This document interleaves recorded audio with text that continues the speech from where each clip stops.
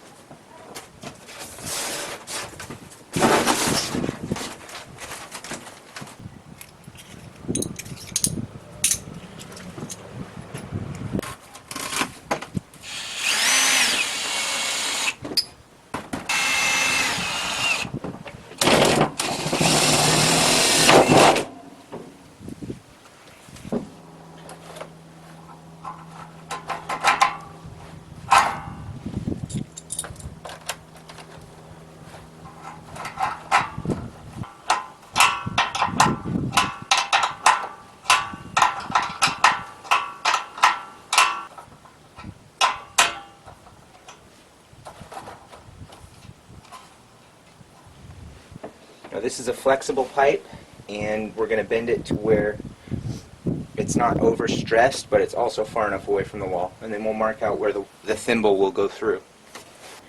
Now, one other very small tip is we're not really worried about water intrusion, but we do want to keep this slightly downward facing, just so that it's not draining water into the muffler if there ever is water intrusion. So I've just slipped my Sharpie here into the exhaust tubing. I'm holding it flat, and all I'm going to do is let the bubble touch the line on the muffler side.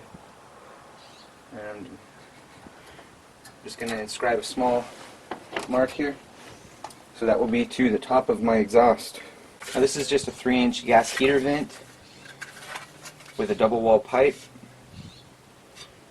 And all we're going to do is just start transferring our measurements over to this, and then we'll transfer our square over. This will go through the edge of the enclosure, and then we have a storm collar that will slip over the other side. And in the way that I prefer to insulate these is we have a spring in the appropriate size that will wrap around the exhaust. By the time it's wrapped around the exhaust, the outside diameter should match the inside diameter of our inner wall. That will give us plenty of insulation.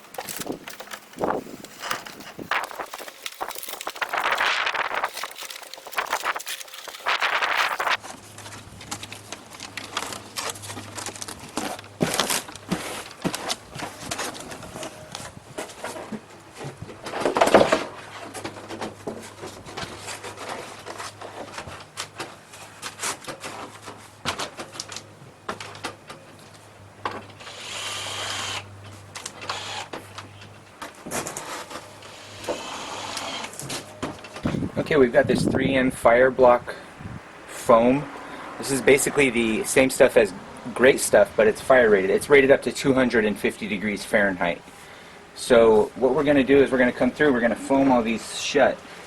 Reason is we don't want sound coming through there and resonating in this hollow wall here. And we're also going to foam shut our gas lines, and we'll re-drill those. And then we're going to also foam around our exhaust thimble.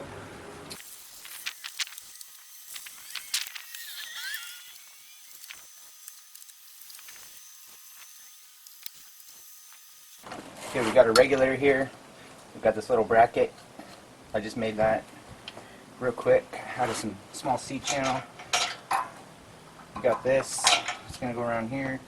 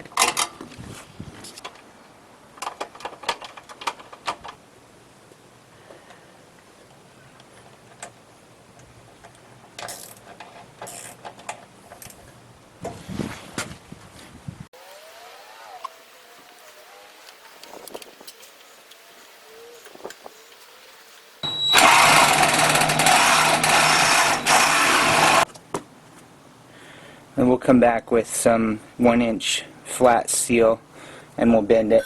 I'll take this back to my shop, and that way I have a template. I'm going to just go ahead and bend it to the outside dimensions of this, because if you look, the outside dimensions of that will clear this air cleaner if we use flat bar.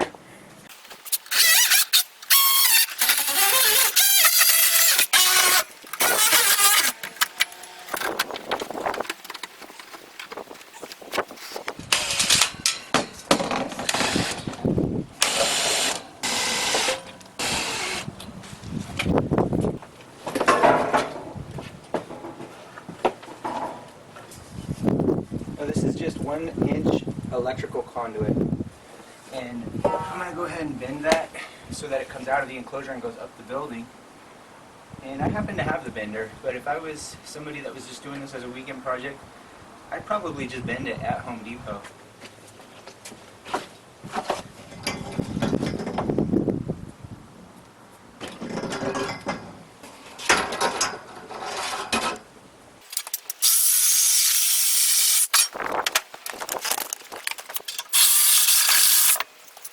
Okay, this is just some 1-inch by 1/8-inch flat bar that I grabbed off of my pile.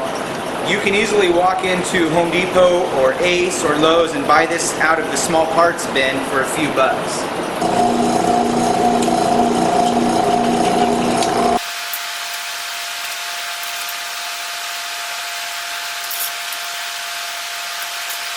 Alright, here's what I've come up with. It's basically going to replace this piece just like that. Alright, we're back out here on this generator hookup job. We've got this piece of flat bar bent up to replace the frame that we had to cut out.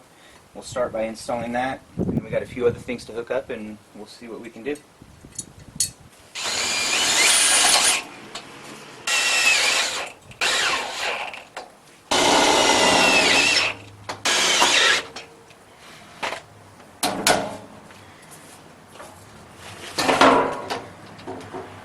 Okay, we're getting ready to tackle the exhaust portion of this generator install. Now this is going to be running up alongside of the house. There is a little bit of a risk of burning yourself as you walk past. There's also the noise issue.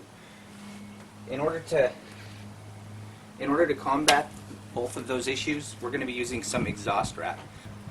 Now I don't have a ton of experience with exhaust wrap, but I have enough to know that this stuff can be absolutely miserable if you let these fiberglass slivers get into your skin. There's a couple of tricks to get around that. One of them is we're going to be using some water, we're going to be using some gloves, and that's going to make this a lot more pleasant of an install. Now we're also going to be using some of this Permatex muffler and tailpipe sealer to seal up our joints here. I have a welder, I could weld all this stuff, but we do want to consider that if this generator ever needs to be pulled out of this enclosure, we want it to be quick and easy.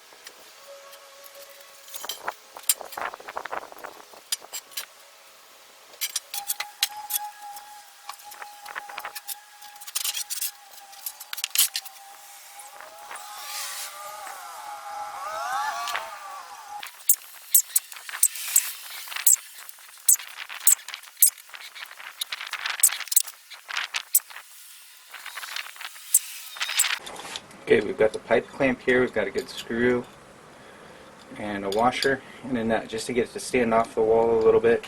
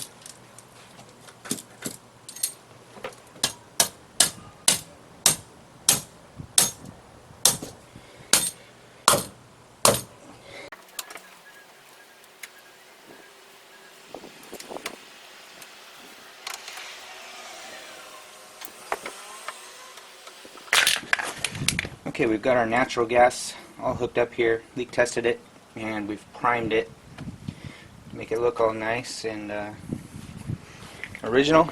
Now we've got to adjust our spark plug and we should be good.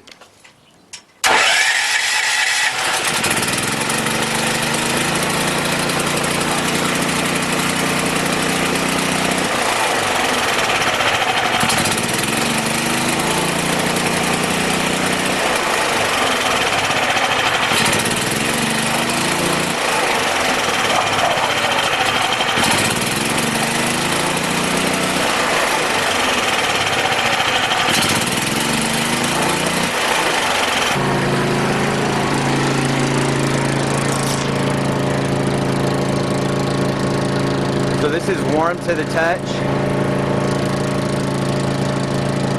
Warm to the touch. I can hold on to this, no problem. All this is cool to the touch. Again, this is warm to the touch, but it's not going to burn you if you grab it. You definitely don't want to hold on to it. We've got the exhaust fan coming out. It's got some warm air. It's not hot.